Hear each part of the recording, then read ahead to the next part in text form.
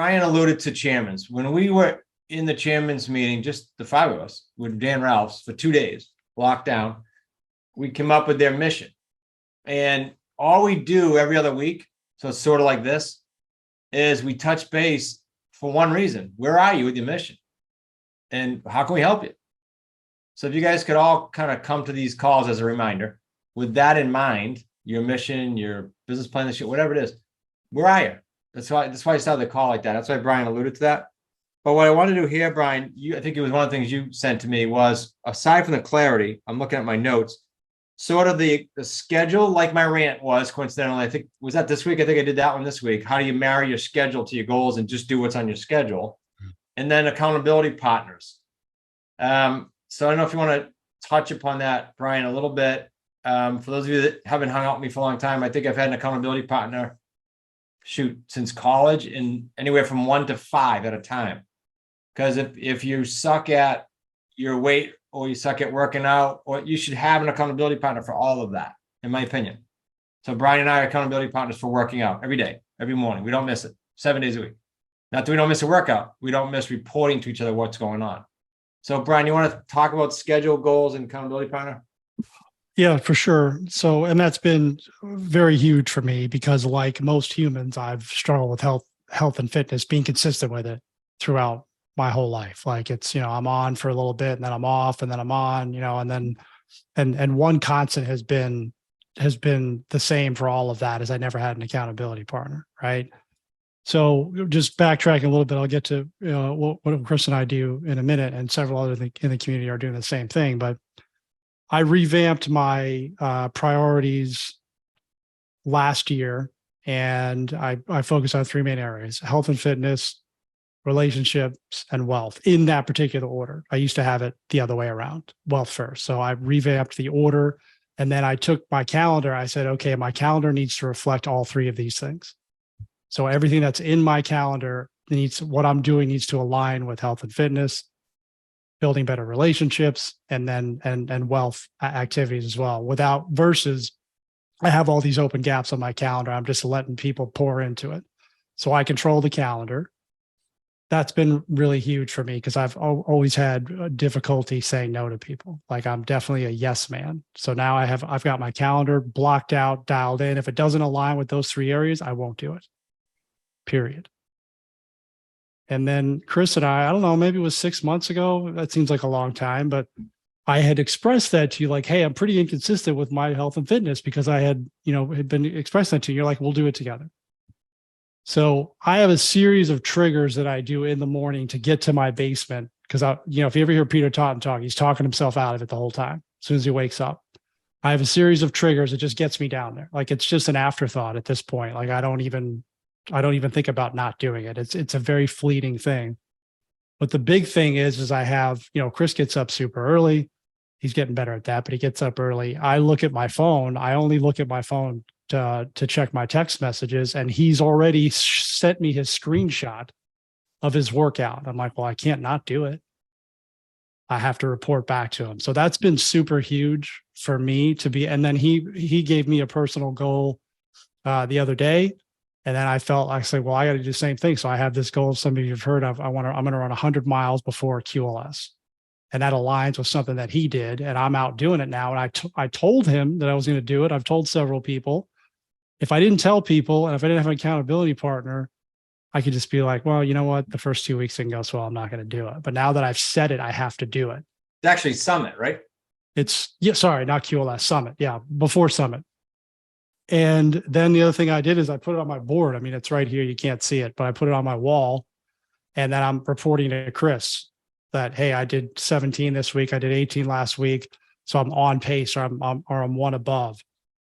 If I've done stuff like that in the past, health and fitness related, but I've just said it to myself. Like, I haven't told anybody. I certainly haven't had anybody hold me accountable. So it's been pretty huge. I fully intend to hit the 100 before the Summit.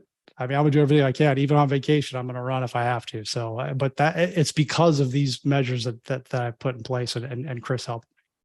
Brian, is that in your calendar too? Because you put your run days. Yeah, it is. I mean, I have from 10:30 to 11, I ran 4 miles and it's in my calendar. It says run 4. It says run 3 to 4 and I ran 4. Okay, so I'm just trying to tie all this in, you guys. If you didn't see the rant Monday, it's hard to screw up if your goals relate to your calendar and you live on your calendar. You just live on it. There's no to-do list that week. Your to-do list, it made its way into your calendar.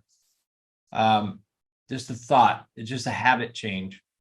I also find, just a thought, that from an accountability partner standpoint, sometimes we're afraid to either tell the person this is what we're doing because we might fail.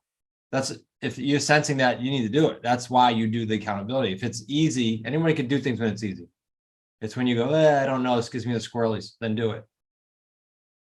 Just a thought. Yep. You can find the accountability partners in the community. Again, Brian and I had some workout, and the chairmans all use the Aura app to track sleep. And so we're working all this together.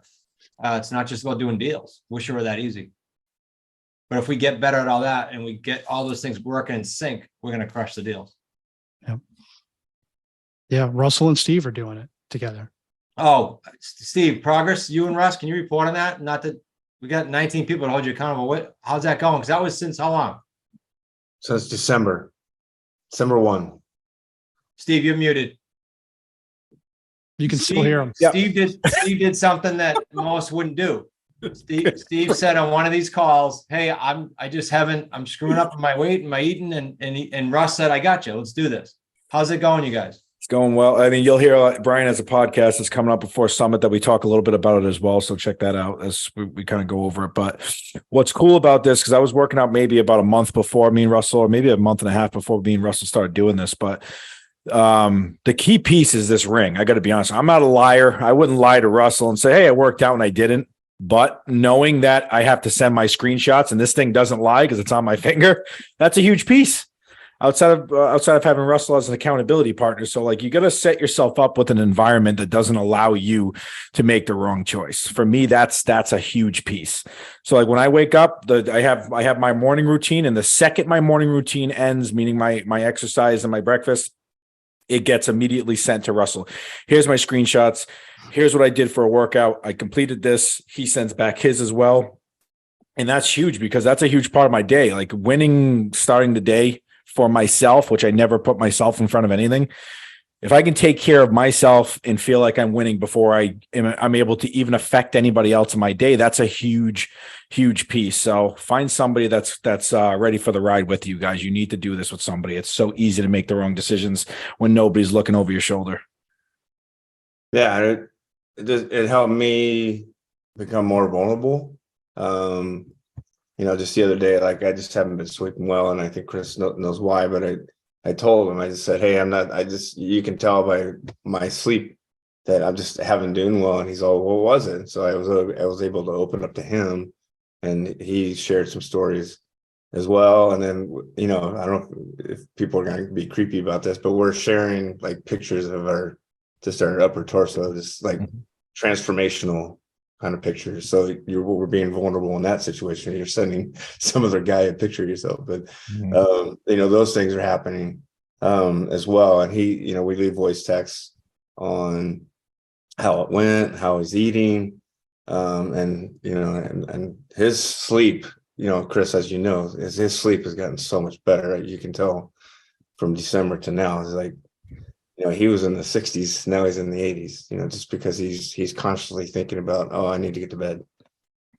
What's interesting too, and to think outside of yourself here too as well, like me taking care of myself, which I never done before. And I don't really, outside of this community, nobody in my life knows about it outside of people who may say, "Oh, you look like you lost weight, you look blah, blah, blah." And then they start asking about what you're doing and they become interested. And then you may possibly have somebody buy into doing this and they need someone like you as well. You could affect somebody and get them into taking care of themselves because they don't realize that they need accountability. But when they see the results from somebody and you have a potential to impact somebody's life positively, which has happened to me with a couple of family members, it's really cool to get somebody like be a part of somebody's journey of something they're looking to accomplish that realistically it wouldn't have happened if they didn't see you, that you're bettering yourself. So you never know who you're going to impact doing these things. So I don't know if anyone wrote down on your wrap-up tool, but I would think that the accountability partner thing would be a cool thing to start prior to the event. If not, handpick some people to get at the event, but why wait a month? Mm. And this is in every area. If it's dials for you, I know we can go in any direction of these calls. Sometimes we do scripts for 2 hours, sometimes we do health. But if it's dials for you, then get an accountability partner. You got to do that with. Okay. All right. And Russ, good point, because if the coach, in my case, it's the coaches and chairman, but if your students and you as a student aren't going to your coach going, I got this issue, you can't shed the layer to get to the next level. You've been at this, whatever level you're at for X years, however old you are. Shit doesn't change until you start shedding it. So it takes some vulnerability. And the more you can call and ask. I think Brian hit me with an item about a problem house a month ago. So my brain immediately goes to, well, here, try this on. And I gave him like 5 of our horror stories. And then Russ hit me and I said, well, try this one. So there's usually a story I can give you to make your thing sound like it's not too bad and an answer how to get out of it. I promise you that. And I'm not psyched about that, but it's just called enough deals.